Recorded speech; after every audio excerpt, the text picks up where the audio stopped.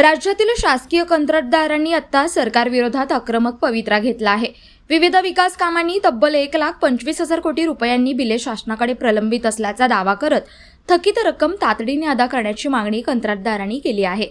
कोल्हापुरातील कसबा बावडा येथील महासैनिक दरबार हॉलमध्ये झालेल्या राज्यस्तरीय महाअधिवेशन सार्वजनिक बांधकाम, जलसंपदा, पाणी पुरवठा, जिल्हा परिषद आणि जलजीवन मिशन विभागातील कंत्राटदार सहभागी झाले होते। या अधिवेशनामध्ये सरकारच्या धोरणाबाबत आणि थकीत बिलांच्या प्रश्नांवर तीव्र नाराजी व्यक्त करण्यात आली। कंत्राटदारांचे म्हणणे आहे की अनेकांनी स्वतःच्या आर्थिक स्रोतांचा वापर करून विकास कामे पूर्ण केली, मात्र गेल्या काही वर्षापासून बिले रखडल्याने अनेक कंत्राटदार कर्जबाजारी झाले असून काहींवर बँकांच्या जप्तीची वेळ आली आहे। अधिवेशनामध्ये सार्वजनिक बांधकाम विभागातील 53,000 कोटी रुपयांची बिले थकीत असल्याचा दावाही करण्यात आला।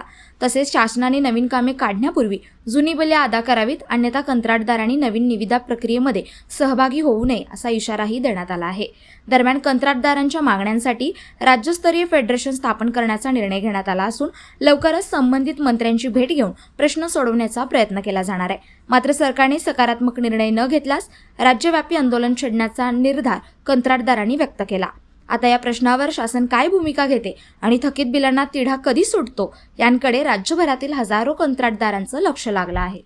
आज दिनांक 14 जून 2024 रोजी आम्ही जशी महाराष्ट्राला साथ गाठली आणि सर्व महाराष्ट्रातून जवळपास 1200 कॉन्ट्रॅक्टर या ठिकाणी आलेले आहेत। तर या ठिकाणी आम्ही जसं ठरवल्याप्रमाणे सर्व महाराष्ट्रातील सर्व विभागातील ठेकेदार मिळून एक नवीन फेडरेशन इथं स्थापन करण्याचे आम्ही एक ठराव आम्ही पास करून घेतलेला आहे। आणि नवीन संघटना निर्मितीची याचा उद्देश एकच आहे, जो निधी आमचा थकलेला आहे तो निधी आम्हाला लवकरात लवकर मिळावा यासाठी ही फेडरेशनला तीव्र प्रकारे आंदोलन पूर्ण महाराष्ट्रामध्ये छेडणार आहे। मी कोल्हापूर जिल्हा प्रॉपर शिरोळ तालुका जयसिंगपूर मिलिंद साखरपे आज आमच्या या अधिवेशनामध्ये गेले 3 वर्ष थकीत बिलाच्या संदर्भात जो मोठा विषय झालेला आहे त्या विषयासंदर्भात खास करून हे अधिवेशन बोलवलेलं आहे। शासन आणि प्रशासन ही जी व्यवस्था आहे ही व्यवस्था झोपेचं सोंग घेतलेलं आहे आणि ते झोपेचं सोंग घेतलेलं असताना त्यांना जागा करायचं काम आज आमचा आहे आणि या उद्देश घेऊनच आम्ही आज हे अधिवेशन भरलेलं आहे।